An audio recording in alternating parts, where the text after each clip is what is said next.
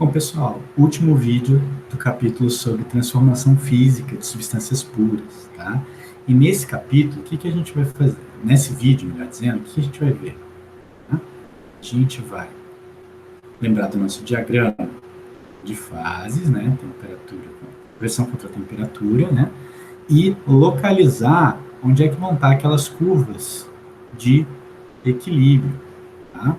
Lembrando que na curva de equilíbrio, o potencial químico do componente, na temperatura e pressão dado, tem que ser, naquela fase alfa, tem que ser igual ao potencial químico do componente na mesma TP, só que agora numa fase beta. Tá? Então, o que a gente quer correlacionar? A gente quer ver como a pressão vai variar com a mudança da temperatura, obedecendo essa equação. Para isso, a gente vai verificar o coeficiente angular, ou seja, a derivada dessas curvas. No caso, a derivada da pressão em relação à temperatura. Tá? A gente vai partir do potencial químico, tá, de uma fase alfa, sendo igual ao potencial químico de uma fase beta. E a gente vai pegar a dmi da fase alfa, sendo igual a dmi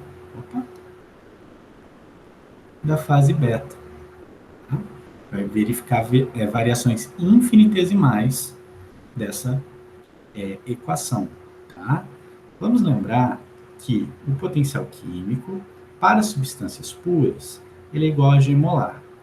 Dessa forma, dmi aqui para a gente, tá? Ele vai ser menos S molar dt mais V molar dp. Isso vale para a fase alfa, também vale para a fase beta. Tá? Alfa e beta entendo como líquido e vapor, ou sólido e líquido, ou sólido e vapor. Tá? Eu estou botando de uma forma genérica aqui. Tá? Essa aqui também é válida. Só que essas duas são iguais. Dessa forma, o que a gente tem? A gente tem que menos a entropia molar, tá, da fase alfa, dt, mais o volume molar dessa fase alfa, dp, tem que ser igual a menos a entropia molar da fase beta, tá? Vou escrever o meu beta aqui, dt, mais o volume molar da minha fase beta, dp. Certo? Eu vou jogar o dp para o outro lado e o dt para o outro lado. Tá? Então, a gente vai chegar aqui, ó, que V molar da fase alfa menos V molar da fase beta, ambos multiplicados por dp, vai ser igual a menos a entropia molar da fase beta mais a entropia molar da fase alfa. Tudo isso vezes dt. Certo? E eu vou jogar o dt dividindo e isso aqui dividindo para o outro lado e a gente vai ficar com dp. dp é igual a... Repare que aqui vai ser S molar da fase alfa menos S molar da fase beta sobre V molar da fase alfa menos V molar da fase beta. Então, isso aqui vai ser um ΔS de uma transição de fase. ΔS molar de uma transição de fase, dividido aqui pelo ΔV molar da mesma transição de fases. Ok? Então, essa equação aqui, por exemplo, a gente pode pensar, essa aqui nada mais é do que a anterior, só que eu vou chamar a minha fase, né? Eu estou falando da vaporização, então meu estado final é a fase vapor, tá? O estado inicial é a fase líquida. Tá? E aí a gente vai ter que essa transição de fases, é a vaporização. Ok? Que é como está aqui. Então, no fundo, o que a gente tem, de forma geral, é que a derivada da pressão em relação à temperatura é a variação da entropia molar da transição de fase que a gente está estudando, dividido pela variação do volume molar da transição de fases que a gente está estudando. Essa é a chamada equação de Clapeyron. Vamos notar um detalhezinho, que antes, quando eu trabalhava com derivadas, eu estava usando derrom, né, e indica uma derivada parcial. Aqui eu estou usando D, né, significa uma derivada que depende apenas de uma variável, o que faz sentido, né? Vamos lembrar que quando a gente está falando, por exemplo, do equilíbrio líquido-vapor, como esse exemplo aqui, a temperatura, né, que eu escolher vai estar relacionada com uma pressão de vapor, certo? E só vai variar com essa pressão de vapor só vai variar com a temperatura. Então, faz sentido eu usar o símbolo da derivada para funções de uma variável. Tá? Então, aqui foi retirado do Atkins, né? Tá a curva de dp contra dt, uma fase alfa e uma fase beta, tá? De uma forma bem genérica. Vamos fazer mais uma modificação. Vamos pegar a equação de Clapeyron, certo? S molar da transição, dividido pelo ΔV molar da transição, certo? E vamos lembrar que na transição de fases, o G é mínimo, né? Na verdade, o ΔG na transição de fases é zero. E, ainda, G é H menos TS. Então, eu poderia pensar, né, na minha fase, por exemplo, líquida aqui, certo? E pensar no G na fase sólida também. A temperatura em que ocorre a transição de fases, certo? Ela é fixa. Então, quando eu subtrair uma da outra, eu vou ter o G do líquido menos G do sólido. Isso aqui tem que ser zero, porque é o ΔG, certo? Esse G do líquido menos G do sólido, ele vai ser igual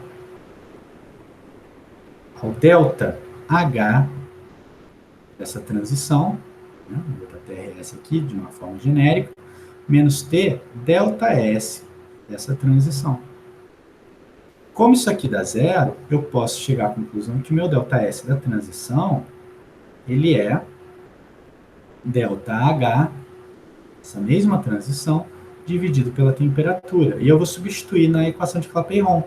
O meu dp dt, ele vai ser, na verdade, um ΔH molar. Tá? Aqui eu fiz sem ser molar, mas eu poderia botar isso em base molar da mesma forma. Tá? Da transição, dividido pela temperatura, vezes o ΔV molar também da transição. E é o que está sendo mostrado aqui nesse slide. Nesse slide, então, eu estou falando especificamente da fusão. Tá? Então, eu vou substituir o meu ΔS da fusão por ΔH da fusão, molar, no caso, dividido pela temperatura. E a gente chega na equação 10. O ΔH e o ΔV molar, no processo de fusão, eles variam muito pouco com a temperatura e com a pressão. Então, é fácil da gente integrar essa equação. A gente tem, então, dp dt sendo o ΔH de fusão molar sobre a temperatura ΔV molar também da fusão. Aí eu vou jogar dt para o outro lado, a gente vai ter dp sendo igual a ΔH molar da fusão dividido por ΔV molar da fusão dt sobre T. Agora a gente pode integrar essa equação, né? H molar fusão. Vou botar só Fzinho aqui para ficar mais fácil, tá?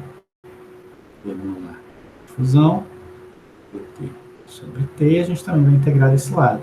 Só que como esses dois variam muito pouco com a temperatura, na verdade a gente pode tirar eles da integral. Vou botar aqui. A gente vai integrar de onde até onde? Eu vou integrar de uma pressão asterisco, uma temperatura asterisco, que eu conheço, tá? Tanto a pressão quanto a temperatura, tá? De equilíbrio, até uma pressão P e a temperatura P, T, que eu quero saber. Fazendo isso, do lado de cá vai aparecer a pressão, tá? Menos a pressão asterisco. E do outro lado vão aparecer os ΔH molar de fusão, dividido pelo ΔV molar de fusão, vezes o Ln de T sobre T asterisco. Ou seja, a nova pressão de equilíbrio, tá, na temperatura T, vai ser a pressão de equilíbrio que eu tinha na temperatura T asterisco, mais o ΔH molar fusão sobre o ΔV molar da fusão, vezes o Ln de T sobre T asterisco. Só que, se eu estou analisando pequenas variações de temperatura, ou seja, se T sobre T menos T asterisco, eles são muito próximos, essa razão vai tender a 1. Eu posso simplificar isso aqui, né, e chegar à conclusão de que minha pressão nova de equilíbrio, né, de fusão, vai ser a pressão que eu conhecia na temperatura T asterisco, mais o ΔH molar, fusão, sobre T asterisco, vezes o ΔV molar da fusão, que multiplica T menos T asterisco. E essa equação aqui, ela aparece aqui. Ela tem um coeficiente angular muito grande, porque o ΔH é muito maior do que o ΔV. Com isso, a nossa curva vai ser muito inclinada. E mais uma coisa, reparem o seguinte, ΔV molar de fusão, né, para a maioria das substâncias, ele é positivo, indicando que toda essa parcela aqui, positiva, ou seja, ao aumentar a temperatura, eu teria que aumentar a pressão de equilíbrio e vice-versa. Ao aumentar a pressão, eu teria que aumentar a temperatura. Tá? Isso aqui normalmente é maior que zero. Para a água, o ΔV molar de fusão é menor do que zero. Então, isso aqui ficaria negativo, e aí quando eu aumento a temperatura de fusão, eu tenho que baixar, eu baixo a pressão em que essa fusão ocorre, tá? Ou o contrário, se eu aumento a pressão, a temperatura de fusão cai. Okay? Então, essa equação correlacionou essas duas coisas. Aqui está a cara de uma linha, tá? De fusão, tá? Curva, né, de equilíbrio sólido líquido, tá? E agora a gente vai falar da curva de equilíbrio líquido-vapor. A gente vai voltar para a equação de Clapeyron, certo? Só que agora a gente vai falar da vaporização e não da fusão. O ΔH de vaporização, ele é positivo. Tá? A variação da entalpia ela é positiva. A variação do volume molar de vaporização é muito grande nesse caso, porque o volume molar do gás vai ser muito, muito maior do que o volume molar do líquido. Dessa forma, a gente pode dizer que o ΔV molar, vaporização, ele é praticamente o volume molar da fase gasosa. A gente ainda pode fazer algumas simplificações, né? Por exemplo, considerar que a fase vapor é um gás ideal. Aí o volume molar vai ser RT sobre P, na verdade, não sobre T, sobre P. Certo? Mas enfim, daqui a pouco a gente faz isso. Como o ΔH é positivo e o ΔV é muito grande, tá? Essa derivada também é positiva, só que o valor é muito menor do que na curva de sólido líquido. A gente não vai ter mais uma curva super inclinada. Tá? Portanto, quando T, olha, aqui está invertido, dt, dp é muito grande, a temperatura de ebulição é bem mais sensível à variação da pressão do que a temperatura de fusão. Tá? Ou seja, no caso da fusão, a gente tinha curva dessa natureza. Tá? Para a vaporização, a gente espera uma curva mais suave, menos, né, vertical. Tá? Mas vamos pegar a equação de Clapeyron, ou seja, dp, dt, é o ΔH molar da vaporização, que é o que a gente está olhando agora, sobre a temperatura vezes o ΔV molar da vaporização. E vamos aplicar aquilo que eu falei, que o ΔV molar da vaporização, ele é praticamente o volume molar do gás, certo? Que é RT sobre P. Vamos lembrar, né, que V molar é V sobre N, e que PV igual a nRT, a gente chega nessa formuleta aqui. Bom, TP BT, então, vai ser o ΔH molar de vaporização dividido por T, que multiplica RT sobre P. Com isso, meu P vai aqui para cima, tá? E a gente fica com o ΔH molar de vaporização vezes a pressão dividido por RT ao quadrado. Eu vou jogar minha pressão para o outro lado. A gente vai ficar com 1 sobre P dP dt, sendo o nosso ΔH de vaporização molar dividido por RT ao quadrado. Agora, esse 1 sobre P, né, dP, ele é igual ao dLn da pressão. Tá? Com isso, a gente vai ter, na verdade, uma derivada do Ln da pressão em relação à temperatura, sendo igual ao ΔH molar de vaporização sobre RT ao quadrado. E essa equação aqui, que é a equação 12 para a gente, é a equação de Clausius-Clapeyron. Tá? Reparem que ela surgiu quando a gente considerou que a fase vapor tinha um volume muito maior do que a fase líquida e que ela era, né, um gás perfeito, um gás ideal. Tá? Próximo passo para a gente é integrar essa equação. Então, ó, dLn de P dt vai ser ΔH molar de vaporização sobre RT ao quadrado. Então, vou jogar o meu dt para o outro lado, e a gente vai ficar com dLn da pressão, sendo igual ao ΔH molar de vaporização sobre R dt sobre T ao quadrado. E agora a gente vai integrar essa equação. A gente vai integrar de uma pressão conhecida até uma pressão qualquer, tá? Aí, em outras palavras, né, o Ln da pressão, na verdade, nossa variável ali é d, Ln de P, tá? E do outro lado a gente vai integrar da temperatura, que é asterisco, que está em equilíbrio com a pressão asterisco, tá?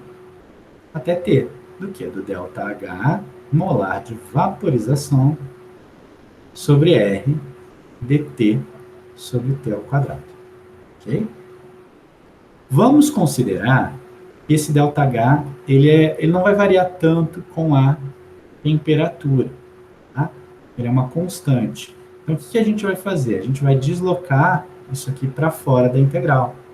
Vou puxar isso aqui para cá, ó. Puxar um pouquinho isso para cá.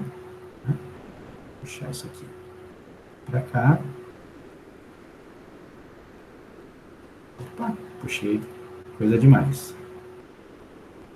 Puxar a integral e puxar isso aqui. Vai chegar nisso daqui. Tá? Essa integral aqui,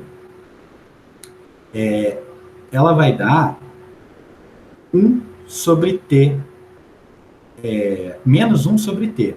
Tá? E tem que ser aplicado no estado final menos o estado inicial. Do outro lado, a gente vai ficar com ln de P menos ln de P asterisco, que no fundo é ln de P sobre P asterisco. Tá? Do lado de cá, a gente vai ficar com ΔH, molar de vaporização, sobre R, que vai ser menos 1 sobre T, mais 1 sobre T asterisco. Ok? Então, eu vou tirar o sinal aqui de menos, tá? E botar aqui. E aí a gente vai ter que a pressão sobre a pressão asterisco vai ser a exponencial, né, o E elevado a menos ΔH molar de vaporização sobre R, 1 sobre T, menos 1 sobre T asterisco. Dessa forma, eu jogo a pressão para esse lado aqui, ó, e fico com P. É a pressão que eu conheço na temperatura que é asterisco, e multiplica essa exponencial.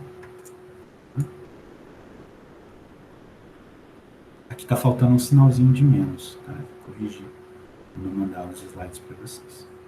Tá? O formulário está certinho. Então, ó, essa equação, ela, né, de Clausius-Clapeyron, é muito importante para o entendimento dos diagramas de fases. Elas nos permitem prever como a pressão de vapor varia com a temperatura e como a temperatura de ebulição varia com a pressão. E aí, ela é integrada, tem essa cara aqui, e ela não ultrapassa a temperatura crítica. Na verdade, essa curva vai do ponto triplo até o ponto crítico. E reparem também que a gente tem uma exponencial do inverso da temperatura. Então, ela vai ter uma cara mais...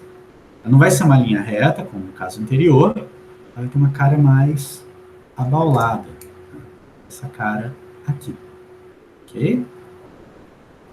Se a gente for pensar na sublimação, a ideia é a mesma. Tá? Porque a gente também vai ver que o ΔV molar de sublimação, ele é praticamente o volume molar do gás. A gente pode assumir que o gás é um gás ideal e simplificar essa curva aqui. Tá? Bom, pessoal, era isso para este capítulo e até o próximo.